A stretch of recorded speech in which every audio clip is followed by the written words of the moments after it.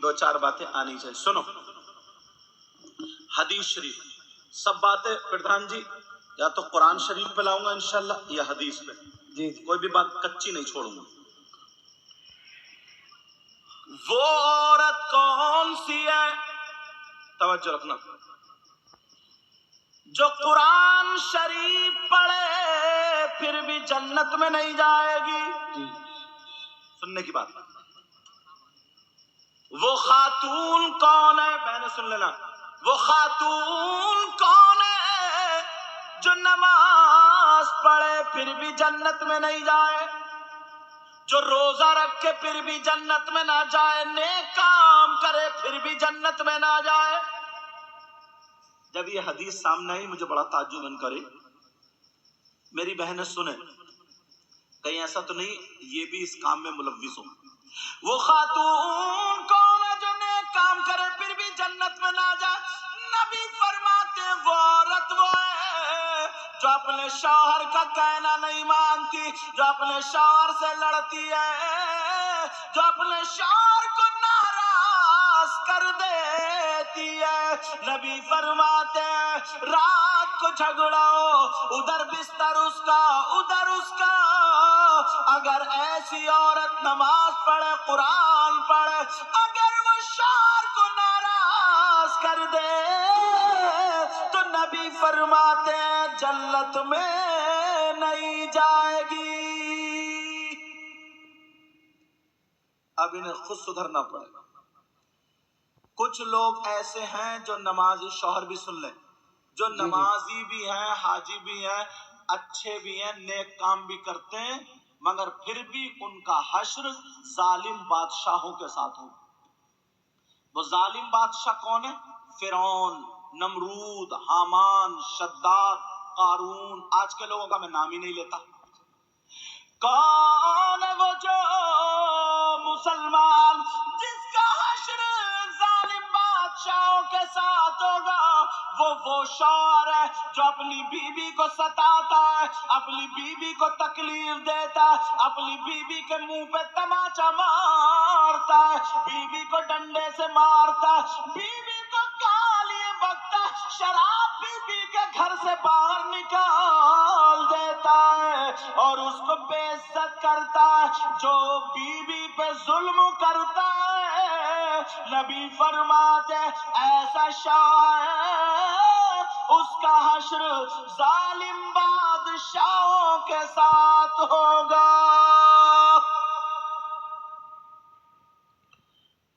शादी की बात आ गई, बिल्कुल ऐसी सीरत सुनाऊं जो नबी की जिंदगी से लगती हुई। मेरे नबी ने 11 शादी की। कितनी? 11। ये जुमला सुन लियो अच्छे से। नबी ने जो इतनी शादी की हैं अपनी ख्वाहिशात के लिए नहीं,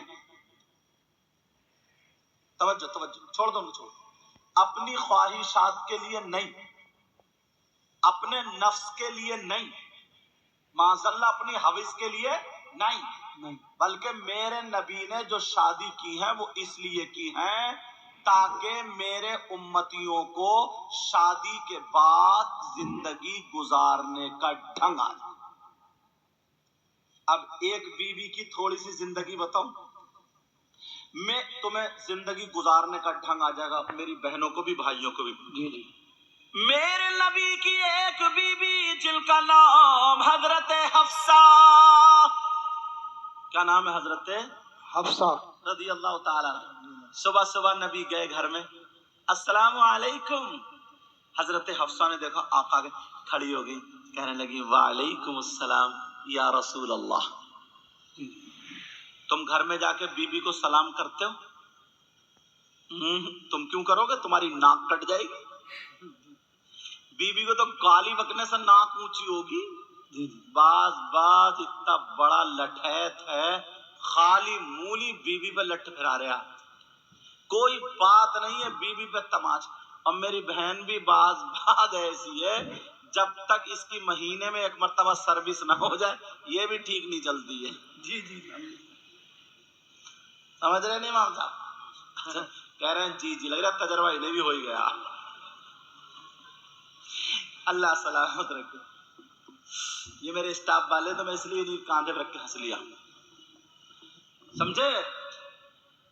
میرے نبی گھر میں داخل ہوئے، کہنے لگے السلام علیکم ورحمت اللہ۔ باہر کی آواز بند کر دی، تھوڑی کم کر سکتے ہو؟ اچھا اپنے حساب سے، باہر کی تو بند کر دو۔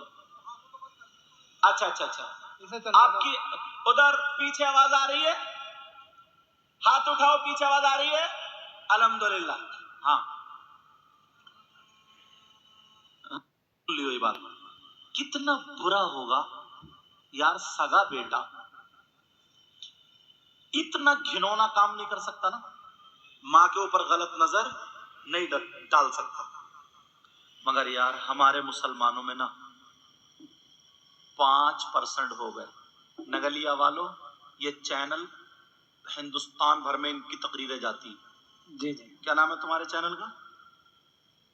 رضوی اسلامک نیٹ ورک، یہ رامپور کی طرف سے آئے، سمجھ رہے ہیں؟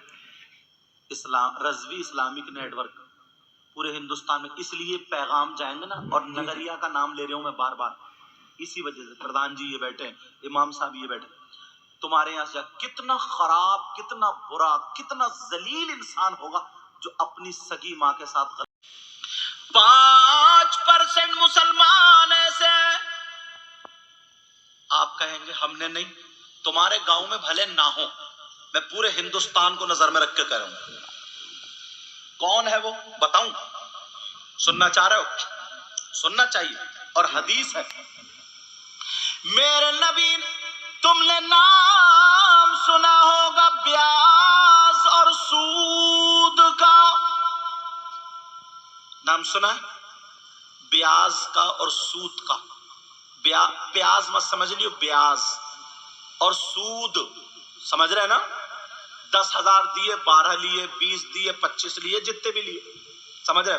کتنے کاروبار کر رہے ہیں مسلمان تمہارے یہاں نہیں، مطلب پورے ہندوستان میں دیکھو جا کر کے، سود اور بیاز کا کاروبار کرنے والوں، نبی نے فرمایا حرام کا لقمہ کھانے والوں، نبی نے فرمایا سود اور بیاز کا جو گناہ ہے اس گناہ کے 70 حصے ہیں، ایک حصہ اتنا بڑا، اتنا بڑا، اتنا بڑا، اتنا بڑا، اتنا بڑا، اتنا 70 حصے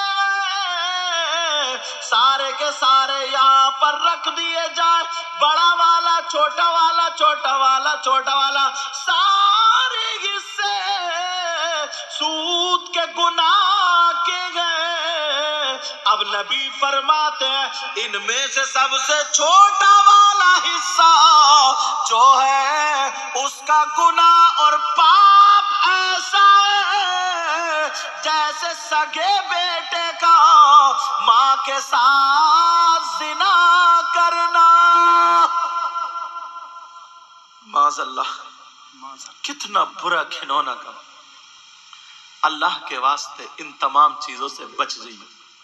دیکھو جلسہ کرانے کا مطلب، میں بھی تمہیں چاہوں تو 2-5 منٹ میں تمہیں خدا کھڑا کر دوں گا، صحیح بتا رہے ہوں میں، جب اشعار پڑھنے پہ جاؤں، مگر اتنی محبت سے انہوں نے ہماری تقریر کون سی جگہ تھی ادھر، ہاں نسیم گنج اور کہاں سنی، اتنی دولپوری، اتنی محبت سے سارے لوگ ہی، تو میں نہیں یہ چاہتا ہوں تمہارے یہاں کا نمک کھایا، ابھی کھانا تو نہیں کھایا، چائے پیے، سمجھے، چائے میں بھی تھوڑا بہت نمک ہو گئی، نہ کہنا شکر تو کھائیے یار، سمجھے تو کچھ نہ کچھ دے کے جاؤں۔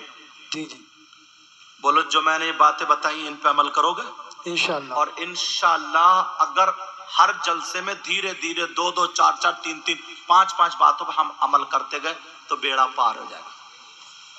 آج کے بعد نا اتنے پیارے ہو جاؤ، اتنے سندر، اتنے اچھے، اتنے نرالے، چہرے پہ داڑھی، سر پہ ٹوپی، مسجدوں کو آباد کرو، نماز پڑھو، ہر چھوٹا بڑے کی عزت کرو، کسی کی بے عزتی مت کرو، تکلیف مت دو، لڑائی جھگڑے مت کرو، اپنی ذات سے کتوں تک کو مت ستاؤ، اتنے پیارے ہو جاؤ۔